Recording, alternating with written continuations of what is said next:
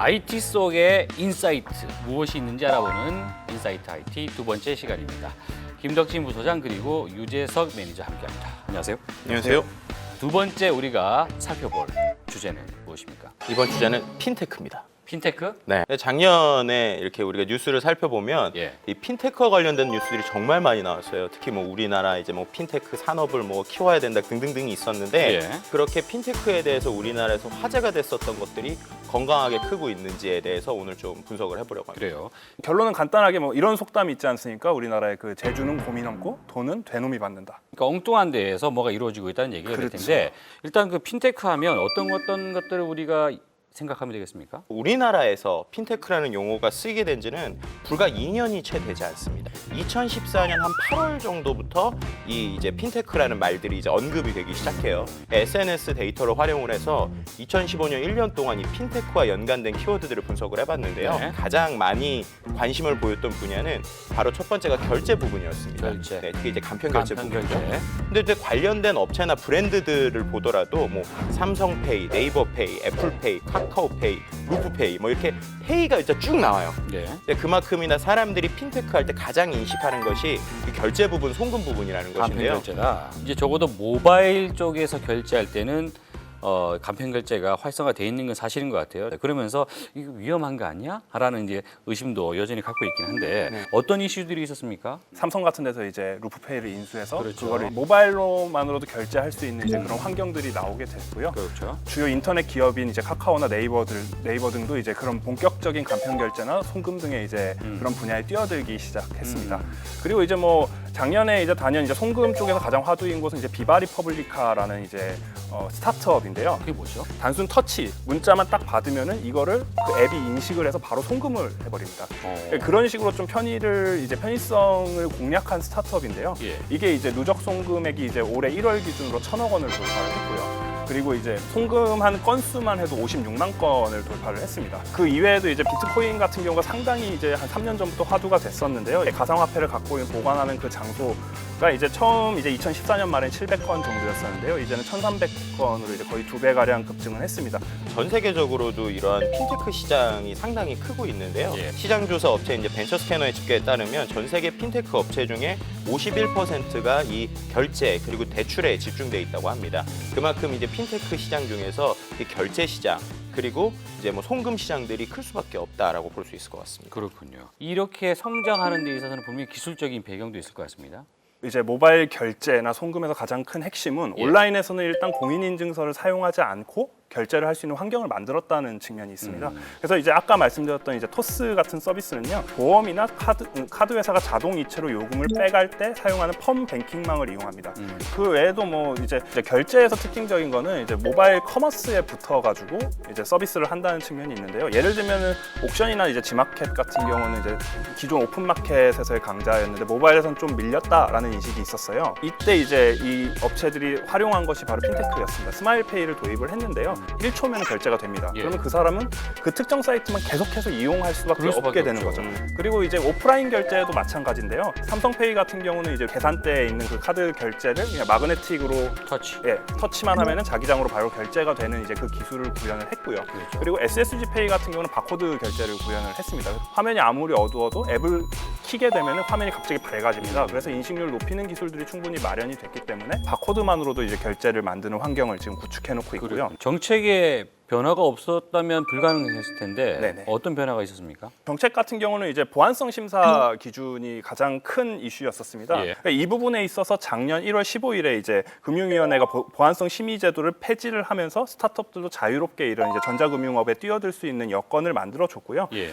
그리고 이제 그 예전에는 기간이 상당히 오래 걸렸었습니다. 실제로 이제 뱅컬레 카카오나 카카오페이가 2013년에 만들었다고 합니다. 그래서 원래 이쪽 팀에서는 3개월 내로 통과해서 서비스 빨리 해서 자리를 잡자 했었는데 그게 1년이 걸려버린 거죠. 걸렸군요. 보안성 심사가 좀 완화될 시점에야 이제 들어갈 수 있게 됐었던 것이고요. 사실 뭐 정책적으로는 좀 아직 갈 길이 먼 측면은 이제 액티브엑스가 없어지니까 그 다음 비표준 기술인 EXE 파일 방식을 도입해가지고 결국 공인인증서는 없어지는 게 아니지 않느냐 뭐 이런 이슈도 있습니다. 비슷한 건데 이 공인인증서를 이제 하지 마세요라는 분위기가 되니까 네. 다른 걸 만들어서 이름만 또 바꾼 거죠. 하죠. 그리고 뭐 EXE 파일 하면은 뭐 PC에서만 들어갑니다. 그렇죠. 그럼 결론적으로는 애플 사용자, 맥 사용자는 아하. exe 파일 아무리 실행하려고 해도 예. 실행이 안 돼요. 그래서 못 씁니다. 여기에는 좀 중요한 이슈가 있는데요. 사실은 이거를 둘러싼 이해 당사자들을 저는 좀 봐야 한다라고 생각합니다. 왜 이렇게 이름만 바꿔서 유지할 수밖에 없는가? 왜요? 왜? 그 이유가 아주 간단한 게요. 그 공인인증서의 결제당 돈을 버는 인증기관이 상당히 많습니다. 보통 평범한 사람들은 뭐 무료로 공인인증서를 구매하기도 그렇죠. 하지만 범용 개인을 할 경우는 1년에 4,400원을 내야 되고요. 그리고 이제 사업자가 등록을 할 때 1년에 11만 원을 내야 합니다. 이 돈을 다 빼가지고 나눠 갖는 구조가 있기 때문에 공인인증서를 없앤다는 거는 이들 보고 그냥 없어지라는 소리와 마찬가지. 그런 의미 아니었습니까? 그런데 이게 참 또 다른 이 연결고리들이 정말 많은 것 같아요. 예. 그 우리나라에만 특이하게 있는 구조가 있는데요. 바로 벤사, 피지사라고 불리우는 그게 것들입니다. 뭡니까 그거는? 그러니까 예를 들어서 BC카드라는 데랑 이제 거래를 트고 싶은 거예요. 예. 그러면은 제가 직접적으로 BC카드랑 거래를 하는 게 아니고 중간에 네, BC카드가 대행을 해요. 그런 거를 해주는 벤사라고 하는 부분이 있습니다. 근데 이제 피지사라는 건 뭐냐면 제가 이제 온라인에 쇼핑몰을 만들고 싶은 거예요. 예. 근데 온라인에서 쇼핑몰 카드 결제를 하는데 이것도 하고 저것도 하고 막 다 해야 되잖아요. 그러니까 그런 거를 또 관리해주는 피지사라는 게 있는 거예요. 지금 중간에 뭐가 있다는 얘기는 뭔가 먹을 게 있다는 얘기 아니겠어요? 맞습니다. 바로 수수료 이슈인데요. 올해 이제 2월에 정부에서 야 카드사들이 너무 수수료 많이 받는다. 카드사 수수료를 낮춰라라는 이제 뉴스가 나왔어요. 그랬더니 이 카드사에서 이 낮추는 방법을 뭘 쓰고 있냐면 1차적으로 벤사한테 돈을 덜 주려고 하고 있어요. 근데 그것뿐만 아니라 피지사의 수수료 올리는 거예요. 근데 이제 역으로 피지사에서는 결국 자기네들도 손해를 안 보려면 온라인 쇼핑몰을 하고 있는 사업주들의 수수료를 올려야 되는 겁니다. 아. 그래서 결국에는 앞에서 볼 때는 수수료가 낮아지는 것 같은데 작은 업체들을 하시는 분들은 여전히 오히려 더 크게 피해를 봐야 되는 이러한 상황들이 이제 생기게 되는 거죠. 이런 한참 이야기를 듣다 보니까 나랑 무슨 상관 있지?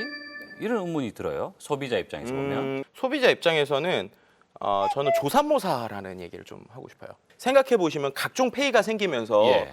쇼핑몰을 살 때 할인이 되게 많이 돼요. 그럼요. 그런데 그 할인의 폭이 과연 그 할인이 어디서 나오는가를 우리가 곰곰이 따져봐야 됩니다. 결국에는 그 수수료에서 나오는 겁니다. 예를 들면 피지사에서도 직접적으로 직접 결제를 많이 만들고 있습니다. 네네. 그 사람들이 쿠폰을 뿌리는 이유, 결국에는 우리들이 직접 이 망의 독점자가 돼서 결국 그 다음에 오는 것들은 우리가 뭐 생각지 않아도 뻔하겠죠. 금융과 기술이 만나고 있는 이런 지금 중요한 시점에서 뭔가 누군가는 열어달라, 누군가는 한쪽에서 막겠다, 뭐 이런 분위기가 나오고 있다는 점에서 좀 마음이 아프네요. 이 시장은 분명히 매력적인 시장입니다. 이 핀테크 관련 결제 시장은 계속 커질 수밖에 없기 때문에 이 시장은 분명히 매력적이라 이제 5점 만점이고요. 그런데 이제 거기에서 기술이라는 T를 봤을 때 기존의 고정된 기술 기반이 워낙 강하게 자리를 잡고 있기 때문에 새로운 기술이 빠르게 정착하기 힘들고요. 예. 하지만 그 안에서 틈새 시장이 있다고 보기 때문에 한 별 4개 정도 줄 수 있고요. 소비자 입장에서는 당연히 간편해지기 때문에 좋지만 이게 그냥 계속 생각하고 있으면 조삼모사가 될 수 있기 때문에 네. 소비자들도 여기에 대해서 관심을 가져야 된다라는 부분에서 별 4개. 그리고 정책적으로는 그러니까 빠르게 이 시스템을 정책하기 위해서 다양한 규제나 법령들이 도와줬는데 역으로 그것을 무너뜨리기 위해서도 빠르게 이런 적극적인 좀 더 규제들이 또는 법안들이 필요하기 때문에 현재 상황에서는 별 2개 정도밖에 못 줄 것 같습니다. 알겠습니다. 2015년 기준으로 한국 사람들 모바일 사용 비율이 83%라고 합니다. 그렇기 때문에 시장의 어떤 가능성은 무궁무진하다는 차원에서 별 5개를 줬고요.